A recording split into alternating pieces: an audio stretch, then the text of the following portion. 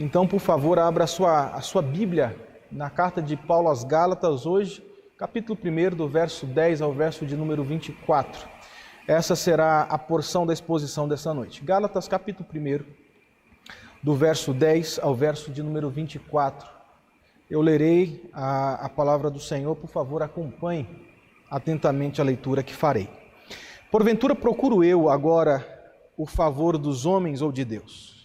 Ou procuro agradar a homens? Se agradasse ainda a homens, não seria servo de Cristo. Faço-vos, porém, saber, irmãos, que o evangelho por mim anunciado não é segundo o homem, porque eu não recebi, nem o aprendi de homem algum, mas mediante revelação de Jesus Cristo. Porque ouvistes qual foi o meu procedimento outrora no judaísmo, como sobremaneira perseguia eu a igreja de Deus e a devastava. E na minha nação, quanto ao judaísmo, avantajava-me a muito da minha idade, sendo extremamente zeloso das tradições de meus pais. Quando, porém, ao que me separou antes de eu nascer e me chamou pela sua graça, aprouve revelar seu Filho em mim, para que eu pregasse entre os gentios, sem detença. Não consultei carne e sangue, nem subi a Jerusalém para os que já eram apóstolos antes de mim, mas parti para as regiões da Arábia e voltei outra vez para Damasco. Decorrido 3 anos, então subi a Jerusalém para avistar-me com Cefas e permaneci com ele 15 dias. E não vi outro dos apóstolos senão Tiago, o irmão do Senhor. Ora, acerca do que vos escrevo, eis que adiante de Deus, verso 20, o que vos escrevo, eis que diante de Deus testifico que não minto. Depois fui para as regiões da Síria e da Cilícia, e não era conhecido de vista das igrejas da Judéia que estavam em Cristo. Ouviam somente dizer: aquele que antes nos perseguia, agora prega a fé que outrora procurava destruir, e glorificavam a Deus ao meu respeito. Essa é a palavra do Senhor. Nós vamos orar mais uma vez, pedindo orientação e graça, para que o Senhor também nos oriente no entendimento da palavra dele. Te agradecemos, Senhor, pela porção da tua palavra, por Paulo apóstolo, que inspirado pelo Senhor, escreveu aos Gálatas naquele tempo. E palavra essa que é palavra de Deus para nós também em nossos dias. Dê que, pela tua graça, o Senhor me dê facilidade ao comunicar a verdade aos meus irmãos.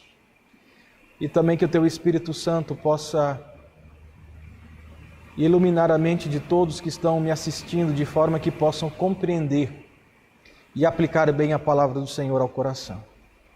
Essa é a nossa oração, nós a fazemos em Jesus Cristo, o nosso Senhor e Salvador. Amém. Martin Lloyd-Jones certamente foi um dos mais conhecidos e respeitados teólogos reformados da história recente da igreja. O Lloyd-Jones ele escreveu um livro intitulado Avivamento. Nesse livro, o doutor, como também era chamado, porque ele havia abandonado a sua carreira de medicina e estava agora se dedicando integralmente ao pastorado da igreja. Ele ensinou nesse livro algo muito precioso. Um dos temas desse livro é mostrar que o nosso foco no Evangelho da graça, ele pode se perder de várias maneiras na nossa caminhada cristã. E segundo o Lloyd-Jones, uma das maneiras que o Evangelho da graça pode gradativamente se perder em nossas vidas é quando nós professamos a fé naquilo que ele chamou de uma ortodoxia morta. Calma, eu te explico. Segundo ele, ortodoxia morta é basicamente o orgulho que a pessoa tem, que eu ou que você supostamente tenhamos, em possuir e crer num corpo doutrinário muito fiel às Escrituras. No entanto, essa ortodoxia, ela não consegue se relacionar, ela não consegue responder às demandas que o ser humano enfrenta em seu dia a dia. É por isso então que o Dr. Lloyd Jones, ele vai caracterizar esse tipo de ortodoxia, esse tipo de crença, como uma crença morta. Deixa eu citar aqui algumas frases desse autor, quando ele tenta exemplificar isso. Deixa eu abrir aspas aqui para ele. Ele diz: é possível aceitar todas as doutrinas ortodoxas e mesmo assim falhar em transmitir o evangelho ao coração das pessoas, de forma que produza arrependimento, alegria e crescimento espiritual. O que o Lloyd Jones está dizendo é: você pode ser crente, professo numa fé doutrinariamente ortodoxa, ainda assim não conseguir transmitir essa fé ortodoxa ao coração das pessoas que te ouvem. Você pode crer numa fé ortodoxa e ainda assim ter uma fé morta. Ele continua: é possível conseguir nota 10 no teste doutrinário, expondo corretamente as doutrinas da salvação e mesmo assim continuar ignorante quanto às suas implicações para a vida real. Meu querido, sabe o que é isso? As palavras do Lloyd Jones é a síntese de que a graça de Deus não se limita a um sistema básico de doutrina. Graça de Deus não se limita a isso. Graça de Deus, a graça que nós professamos, a graça que nós cantamos, a graça que nós cremos, ela tem a ver com a vida. Graça de Deus tem a ver com a forma como você foi transformado quando Jesus Cristo decidiu descortinar diante dos seus olhos a mensagem do Evangelho. Portanto, graça de Deus tem a ver com transformação de vida. Graça de Deus tem a ver com transformação de vida. Graça de Deus tem a ver não somente com um sistema básico de doutrina. Portanto, graça de Deus não tem a ver apenas com aquilo que Deus fez para salvar você. Essa é uma concepção muito reducionista de graça. Ok, graça de Deus é aquilo que Ele fez para me salvar. Tá, e depois disso? E depois que você foi salvo, quer dizer então que a graça não continua constante na sua vida? Evidentemente que sim. Então graça não é apenas aquilo que Deus fez para te salvar, mas graça de Deus tem a ver com aquilo que Ele faz para te manter nos caminhos dele. Isso é graça. Graça de Deus tem a ver como Ele nos dirige no nosso dia a dia. Aliás, é isso que esse texto vai mostrar para nós. A ortodoxia morta, ela não coaduna com a compreensão da graça de Deus. Preste atenção aqui. Não existe possibilidade de se compreender a extensão da graça de Deus e ainda assim viver indiferente a essa graça. Não existe possibilidade. Não existe possibilidade de você ter compreendido como a graça de Deus funciona na sua vida e ainda assim você viver uma ortodoxia, uma fé estéril e morta. Não existe possibilidade. E é exatamente isso que Paulo vai tratar nesse texto. Aliás, perceba comigo que o capítulo 1, do verso 10 ao verso 24, essa porção que lemos agora, é uma mini autobiografia do apóstolo Paulo e uma evidência clara de como que a graça de Deus opera na vida do ser humano. É sobre isso que nós vamos falar nessa noite. Por isso, eu intitulei essa minha fala como a surpreendente graça de Deus. E esse texto nos ensina aqui duas verdades. A primeira verdade que esse texto nos ensina diz respeito a como a graça de Deus muda a vida do homem. Pegou? Eu repito. A primeira verdade nesse texto diz respeito a como a graça de Deus muda a vida do ser humano. Como a graça de Deus mudou a sua vida. Esse texto fala sobre isso. Aliás, perceba comigo aqui que Paulo, a fazer uma autobiografia, já começa fazendo um relato, mesmo que conciso, da história do seu passado. Quem era o apóstolo Paulo? Ele mesmo se deixa conhecer através das suas próprias palavras. Ele diz que ele era um perseguidor da igreja de Cristo. Verso de número 13, por favor. Se você fechou a sua Bíblia, abra novamente. Ele diz: como sobremaneira eu perseguia a igreja de Deus e a devastava. Não, Paulo não era apenas um perseguidor da igreja, mas Paulo também era um religioso exemplar. Verso de número 14, ele continua descrevendo o seu passado, quem ele era, e ele diz: que viveu parte da sua vida submetendo as tradições e costumes judaicos. Por isso ele diz, verso 14, e na minha nação, quanto ao judaísmo, perceba aí, religiosidade, a submissão aos ritos, ele diz, avantajava-me a muitos da minha idade, sendo extremamente zeloso das tradições dos meus pais. Ele está dizendo, na minha idade, ninguém era mais zeloso do que eu às tradições judaicas, às cerimônias, aos rituais impostos por essa tradição. Então, gente, deixa eu te falar algo aqui. Ninguém é tão bom que não precise da graça do Evangelho. E ninguém é tão ruim também que não possa recebê-la. A história do apóstolo Paulo é a história de como a graça de Deus muda a vida das pessoas. Talvez você está me assistindo e você se identifica profundamente com essa história. Porque a história da graça é a história de como Deus mudou a sua vida, como Deus mudou a sua existência. Um ensino interessante nesse primeiro ponto destacado por Paulo aqui é que a graça de Deus já agia em nossas vidas muito antes da nossa conversão. Paulo deixa isso muito claro a nós. Lê do engano. Quando nós pensamos que a graça de Deus começou a operar em nossas vidas somente após a nossa conversão. Não é assim, não foi assim.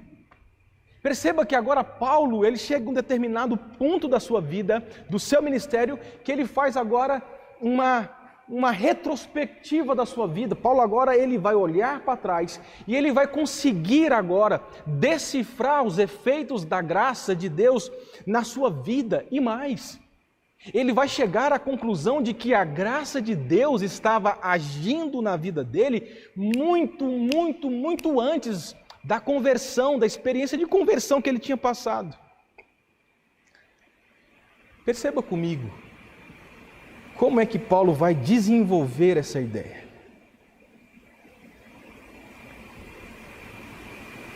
Quando é que Paulo havia sido alvo da graça de Deus? Uma boa pergunta a fazermos a Paulo. Uma boa pergunta a fazermos ao texto. Quando é que Paulo tinha sido alvo da presença da graça de Deus? Ele responde. Está na nossa Bíblia. Verso de número 15. Paulo diz, quando porém, perceba, antes de eu nascer, me chamou Deus pela sua graça. O que Paulo está dizendo? Paulo está dizendo que a graça de Deus estivera moldando e preparando a sua vida para as coisas que ele deveria fazer futuramente, quando ele nem tinha sido concebido como um ser. Antes dele nascer. Queridos, isso aqui é precioso. Paulo está dizendo a nós que Deus usou as experiências dele, inclusive os fracassos dele, Paulo aqui, para prepará-lo primeiro, evidentemente, para a conversão, mas depois para preparar Paulo para ser um pregador entre os gentios. O verso 16 mostra para nós que essa é a forma graciosa que Deus trabalha nas nossas vidas. Antes de nascermos, antes de vir à existência como pessoa, a graça de Deus já tinha nos alcançado. E todas as experiências da vida que nós passamos foi um ato da graça de Deus para nos tornar pessoas mais parecidas com Jesus Cristo. Que forma graciosa como Deus trabalha nas nossas vidas. Olhe para a vida novamente de Paulo. O conhecimento perito no Antigo Testamento, o zelo, o treinamento, a oposição à igreja já estava sendo detalhadamente usado por Deus para quebrantar a vida desse apóstolo, para capacitar Paulo a ser um instrumento na edificação da igreja no futuro. Que coisa maravilhosa! Que coisa impressionante! Enquanto Paulo perseguia a igreja, a graça de Deus estava trabalhando o tempo todo para usá-lo posteriormente para defender a fé e propagar a fé que outrora ele perseguia. Você já parou para pensar como que a graça de Deus trabalhava na sua vida e trabalha na sua vida? Que coisa maravilhosa! Então nós olhamos para esse texto ainda com algumas perguntas. E essas perguntas nos conduz a respostas maravilhosas que enchem o nosso coração. Por exemplo, você já se perguntou assim: por que Deus escolheu, preparou e chamou Paulo? Você já se fez essa pergunta? Será que foi porque Paulo agradava a Deus de alguma forma? A resposta é um sonoro não. Não. Deus não chamou Paulo no ventre da sua mãe para a salvação e para o ministério, porque havia algo de bom em Paulo. Não. O texto diz que Deus chamou Paulo para a salvação unicamente por uma razão, a saber, Deus quis. Deus quis. A tradução do verso 15, ele ganha uma ênfase melhor, um entendimento melhor numa outra tradução, que diz assim: mas quando Deus, que me separou antes de eu nascer, Paulo dizendo, e me chamou pela sua graça, achou por bem revelar o seu Filho em mim. Por que Deus chamou Paulo? Por que Deus agiu com graça, misericórdia na vida desse homem, quando ele ainda estava no ventre da sua mãe? Por graça. Porque Deus quis fazer assim. Lutero tece um comentário fantástico do verso 15. Olha só a sacada do velho reformador. Ao comentar o verso 15 de Gálatas, Lutero diz: o fato de que agradou salvar Paulo, Deus, né? Então, novamente, o fato de que Deus agradou salvar Paulo é prova de que ele, Paulo, nada fizera para merecê-lo, pois ele havia sido separado quando estava no ventre da sua mãe. O raciocínio de Lutero é um raciocínio muito lógico. E é o seguinte: se a salvação, como muitos afirmam, é por aquilo que eu faço, obediência à lei, submissão a ritos, etc., a pergunta é muito clara. Como Paulo seria salvo sendo ele apenas um feto, um embrião? Como que um feto, um embrião ainda no ventre da mãe, tem condições de obedecer? Não é por causa da obediência nossa, ativa nossa, mas é um ato de graça. Deus nos salvou por graça, porque Ele quis. Ele olhou para nós com olhos de ternura, amor e misericórdia e decidiu, por sua livre graça, nos salvar. Isso é graça. É graça. Não há nada que você possa fazer.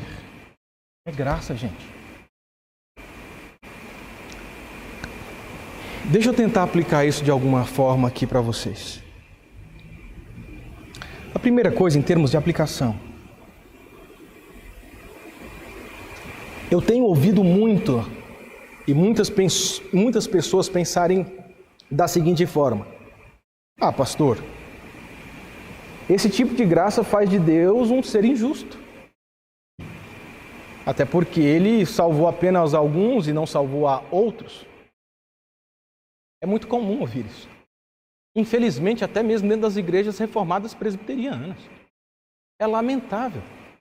É lamentável porque esse tipo de argumento é um tipo de argumento de quem acha que nós merecíamos algo. O raciocínio de muitos é o seguinte: eu mereço algo,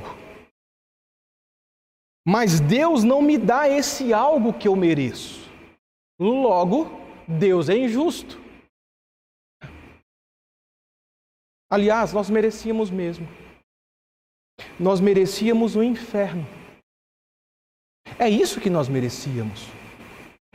Mas por graça, Deus, por sua livre vontade, não influenciado por nada e por ninguém, Ele quis resgatar parte desse povo da condenação. E o critério dessa escolha não foi baseado em nossa pretensa justiça, mas na justiça de Cristo. O critério de Deus ter nos escolhido não foi porque Ele sabia que nós viríamos a obedecer a Ele. Não, foi por graça. Portanto, esse argumento de um Deus injusto é totalmente desprovido de qualquer fundamentação bíblica. É por isso que nós lemos Romanos já no início. Romanos capítulo 9, onde o mesmo Paulo, ele faz um questionamento muito precioso. Que diremos, pois? A injustiça da parte de Deus? De modo nenhum. De modo nenhum. Por quê? Pois não depende de quem quer ou de quem corre, mas de Deus usar da sua misericórdia. Logo, diz Paulo em Romanos, Ele tem misericórdia de quem quer e também endurece o coração de quem Ele quer.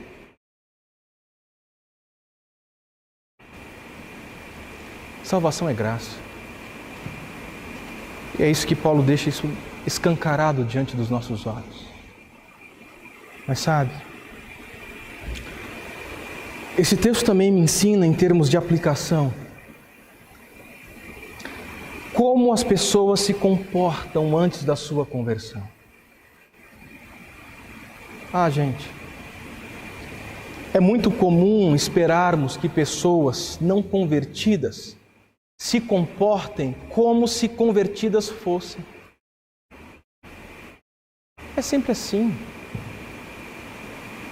Eu tenho, nesse tempo de ministério, presenciado a frustração de muitos pais. Muitos que sentem culpados pelas atitudes e escolhas de seus filhos. Muitos pais que esperam que seus filhos tenham atitudes coerentes com o Evangelho. Mas a verdade da verdade, é que em alguns casos os filhos não passaram pela experiência da conversão. Os pais se culpam.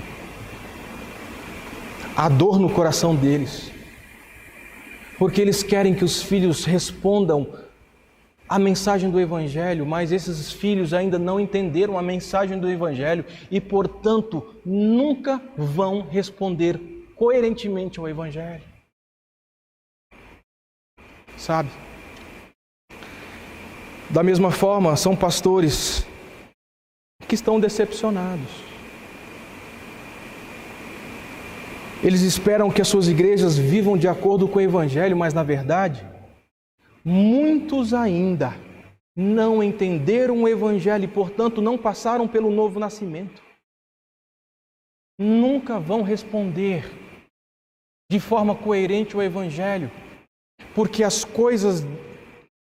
o homem natural não entende as coisas de Deus.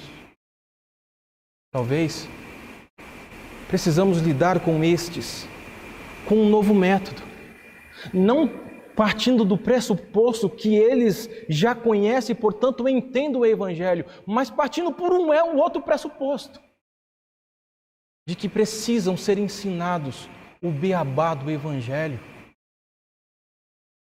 Precisam ser ensinados quem é Jesus, do que Jesus fez por eles, e orar incansavelmente pela vida e pela salvação dos nossos. Esse texto revela como Paulo se comporta antes de Cristo se revelar a ele no Evangelho. Perseguidor, um religioso astuto, cumpridor das leis de Moisés, mas que não tinha ainda passado pelo novo nascimento.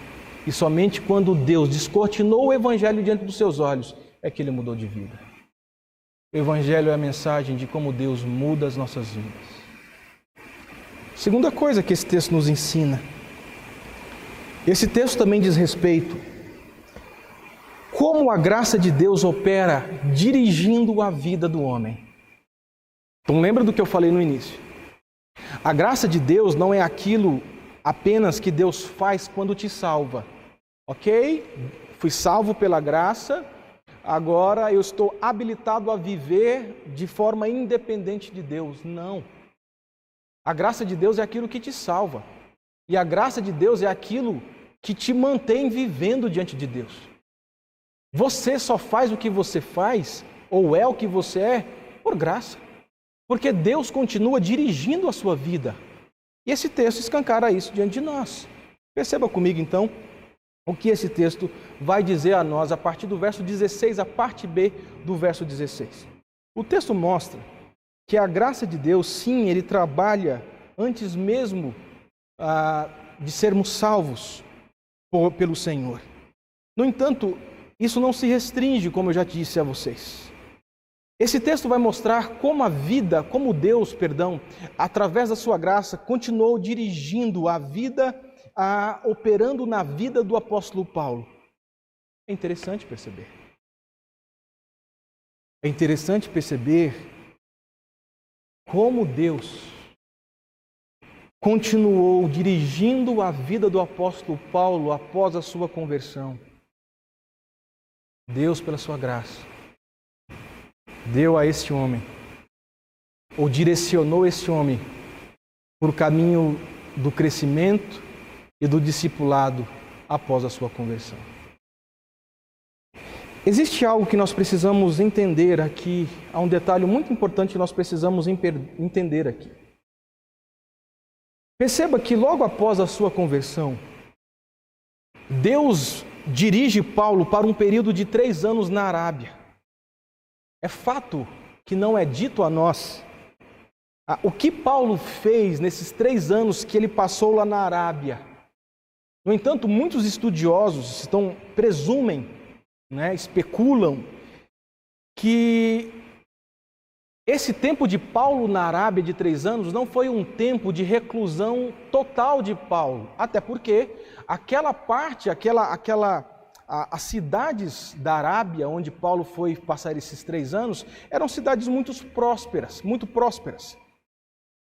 Mas alguns estudiosos vão pensar vão sugerir que Paulo foi direcionado por Deus a ir para a Arábia para passar um tempo de estudo, para passar um tempo agora de maturação da fé, de reflexão, de desenvolvimento familiar diante de Deus. Mas sabe, uma das coisas que mais me impressiona nesse texto é que Paulo quer deixar claro aqui que ele tinha totais possibilidades de ir para Jerusalém após a sua conversão. Ele tinha condições, o que seria mais provável, não é? Até porque ele acaba de ser convertido por Cristo e talvez o ideal seria que ele fosse para Jerusalém a fim de comunicar aos demais discípulos de Jesus agora a sua experiência de conversão. Olha, eu fui convertido por Cristo. Ele poderia agora comunicar àquelas igrejas de Jerusalém que o Paulo, que antes perseguia a igreja, agora foi convertido por Cristo e agora tem uma nova vida. Isso seria, aos nossos olhos, o mais provável. No entanto, Deus faz totalmente contrário ao provável. O que Deus faz? Deus direciona Paulo para um outro lugar. Deus direciona Paulo para um período de tempo que seria fundamental e necessário para o exercício do seu ministério futuramente. A graça de Deus dirige os nossos passos de forma improvável aos nossos próprios olhos. Eu queria tentar aplicar isso com mais cautela à sua vida.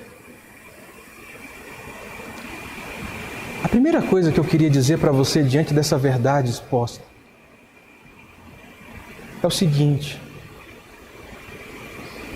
meu querido irmão, meu querido amigo, você que está me assistindo agora, permita-se a ser guiado pela graça de Deus. Sabe, gente, esse tempo de insegurança, esse tempo de incerteza, é essencial para refletirmos sobre quem tem governado as nossas vidas. Eu estou certo de que parte do desespero, da inconstância emocional de muitas pessoas repousa no único fato: quererem controlar as suas histórias. Muito da depressão, da desilusão que as pessoas vivem hoje se dá por falsas ilusões, ou talvez por expectativas frustradas. E o raciocínio é o seguinte: muitos criam um mundo ilusório daquilo que desejam. Depois de criar esse mundo ilusório daquilo que desejam, eles acham que pode alcançar esse mundo pelas suas próprias forças. Então eles empregam forças, energias para conquistar aquilo que ele ilusoriamente concebeu na sua ideia. Mas aí é o problema. É quando eles se dão conta de que esse mundo não existe. Esse mundo, ele é ilusório, esse mundo só existe na cabeça deles. E, portanto, eles não conseguem alcançar com as suas próprias forças aquilo que eles desejaram alcançar. O resultado é único: é depressão, é inconstância, é abatimento de alma. Meu querido irmão, permita-se ser guiado pela graça de Deus. Até quando você vai ficar sofrendo, querendo controlar a sua existência, querendo depender das suas próprias forças para controlar a vida dos seus familiares, para controlar a sua própria vida, para controlar a vida dos seus negócios? Permita-se ser guiado, dirigido, governado pela graça de Deus. A vida do apóstolo Paulo nos ensina isso. O que seria ideal para Paulo, aos nossos olhos? Poxa, eu acabei de ser convertido a Cristo Jesus, eu acabei de contemplar e ser descortinado para o Evangelho, agora eu preciso desesperadamente ir para Jerusalém. E Deus está falando assim, não, você acha que precisa ir para Jerusalém. Você não precisa ir para Jerusalém. Você vai para a Arábia. Mas como assim? Eu guio a sua existência. Eu não somente o converti. A conversão não é o limite máximo da esfera da graça. A graça continua atuando na sua vida, Paulo, mesmo após a sua conversão. E como um exemplo claro do que eu estou ensinando para você, vai para a Arábia.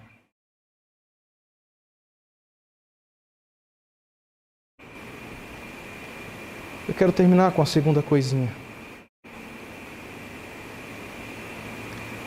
Meu querido, aproveite esse tempo para aprimorar o seu relacionamento com Deus. Esse texto ele é maravilhoso. Ele nos ensina riquezas aqui. Por sua providência, Deus mandou Paulo para um período de 3 anos de quietude na Arábia. No primeiro momento, poderíamos pensar que foi um tempo de desperdício. Por que Paulo já não foi direto para Jerusalém? Por que Paulo já não foi começar o seu ministério já imediatamente a sua conversão? E esse tipo de questionamento paira sobre as nossas mentes e corações, porque muitas vezes nós pensamos assim,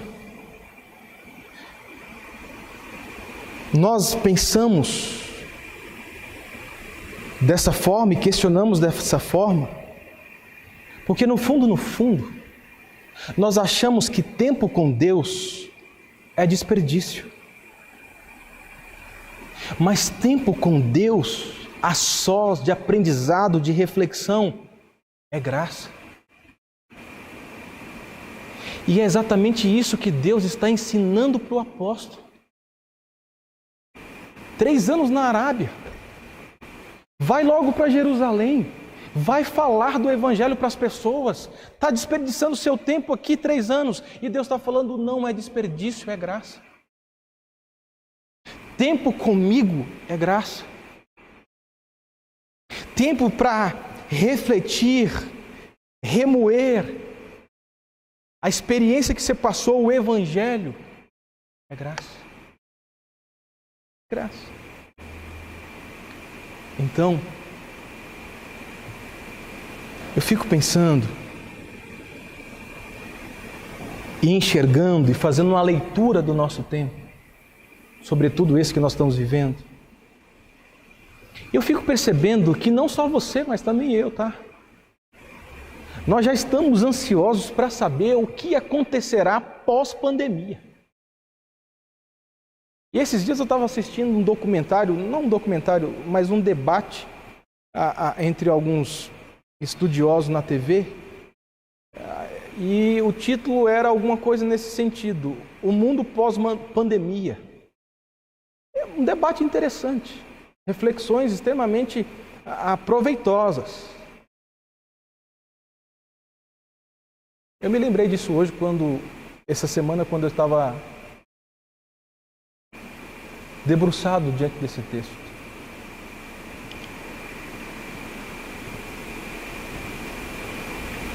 Nós estamos discutindo o mundo pós-pandemia, mas talvez Deus está nos proporcionando um tempo para aprender mais dele hoje. Você já parou para pensar nisso? Você já parou para refletir sobre isso? E por favor, me permita explorar aqui o recurso da metáfora.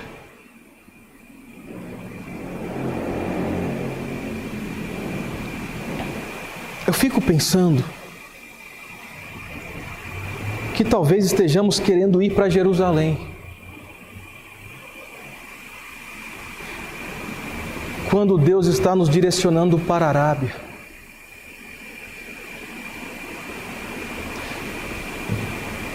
Achamos que o tempo de quietude que Deus está nos proporcionando nesse tempo, achamos que esse tempo de isolamento é desperdício de vida,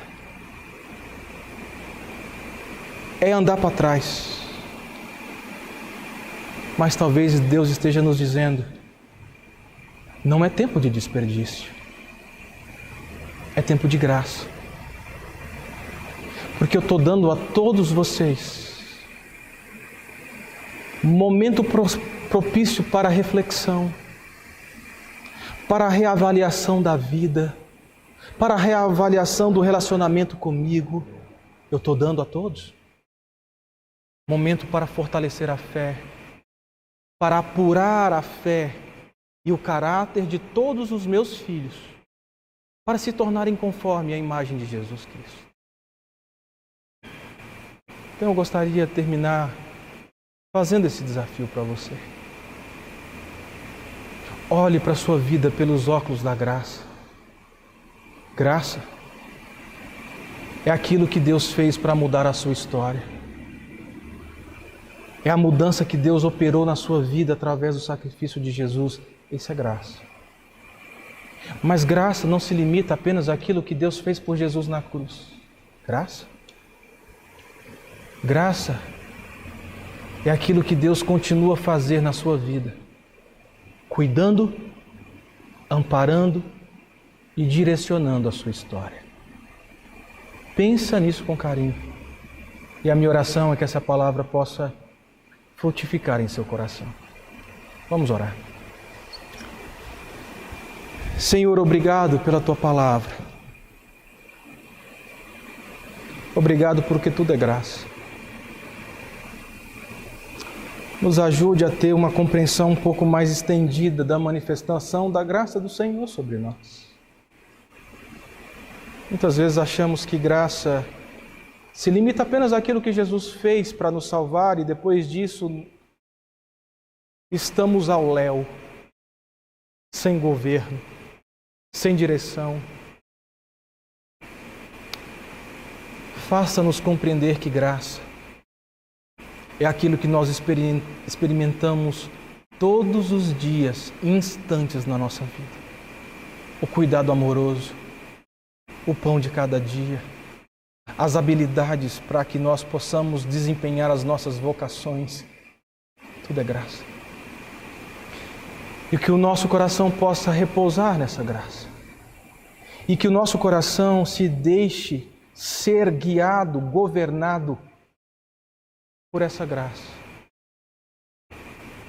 Eu quero orar por aqueles que estão aflitos, ansiosos, deprimidos, porque insistem em governar a sua vida conforme os desejos que governam o seu coração. Acham, enganados, que estão governando e podem governar a sua existência. Senhor, inunde o coração, alcance, descortine o Evangelho diante dessas pessoas, para que eles possam entender que nada podem e, portanto, por nada poderem, precisam descansar em Teus braços. Eu quero orar pelos pais de filhos não crentes, que sofrem, que se culpam muitas vezes pelo fato de acharem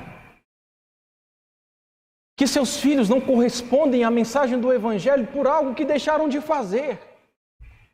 Como se a salvação de quem quer que seja estivesse ao nosso encargo. Cure as feridas desse coração e motive esses corações a compreenderem a mensagem da graça do Senhor Jesus Cristo. Motive esses pais a entenderem que a salvação do Senhor Jesus Cristo foi feita a despeito de qualquer ação ativa nossa. Quando estávamos ainda no ventre, ou quando estávamos ainda sem forma, Na eternidade o Senhor já tinha nos alcançado pela graça. Eu oro para que esses pais continuem tendo forças, ânimo para orarem pelos seus filhos, acreditarem de que esses filhos ainda poderão, assim como Paulo, encontrar Jesus Cristo na estrada de Damasco, terem a oportunidade de terem os seus olhos descobertos para a mensagem do Evangelho e então, após serem inundados com a mensagem, com a verdade do Evangelho, que a Tua graça os habilitem a crerem no Senhor Jesus Cristo e assim então serem salvos. Cuide desses pais, cuide de nós, cuide dos nossos filhos. Quando nós nos deparamos diante da verdade do Senhor, o Senhor nos coloca em nossos lugares como impotentes diante das circunstâncias da vida e, portanto, dependentes do Senhor. Obrigado pela Tua palavra. Obrigado porque a igreja não depende e não precisa de nada mais além dessa palavra. Essa palavra, ela é suficiente para conduzir o pecador a Jesus Cristo e edificar os santos. E agora, meus amados irmãos, permaneçam em paz. Que a graça, que o amor e que a bondade de Deus Pai, Deus Filho e Deus Espírito Santo esteja com todos vocês, hoje e para todo sempre. Amém. Tenham todos uma boa semana, que Deus possa abençoar ricamente a sua vida. Eu quero terminar apenas reforçando aquele aviso inicial. Semana que vem, retomamos os nossos cultos públicos na mesma dinâmica que nós fizemos há meses atrás, com limitação de 30% da capacidade de pessoas no nosso templo, com todas as precauções impostas então pela vigilância sanitária, e também a nossa secretária estará entrando em contato com você para agendar a sua participação no nosso culto a partir do próximo domingo. Deus abençoe, um forte abraço.